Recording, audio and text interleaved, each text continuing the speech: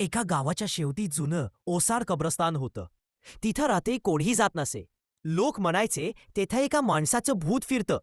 एकदा गावातील रम्या नावाचा तरुण मित्रांना आव्हान देतो, "मी आज रात्री कब्रस्तानात जाईन, पाहू काय होतं." मित्रांनी घाबरत सांगितलं, "रम्या, नको जा. तिथं खरंच भूत आहे म्हणतात."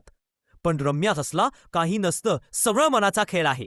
रात्री 11 वाजता रम्या टॉर्च घेऊन कब्रस्तानात गेला.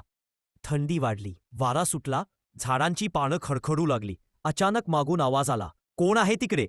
रम्या वळून पाहतो, पण कोणीच नाही. तो पुढं जातो, एका जुन्या थडग्याजवळ थांबतो.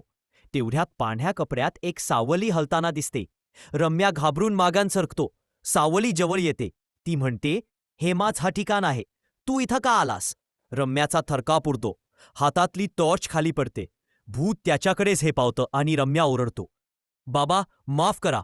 दुसऱ्या दिवशी सकाळी लोकांना रम्या बेशुद्ध अवस्थेत कब्रस्तानात सापडतो. तो जागा झाल्यावर फक्त एवढंच म्हणतो, "भूत खरं असतं." त्या दिवसानंतर कोणीही तर रम्या गाव सोडून दुसरीकडे राहायला गेला. शिकवण: काही ठिकाणं शांततेसाठीच असतात. तिथं धाडस करणं म्हणजे संकटाला आमंत्रण देणं. सबस्क्राईब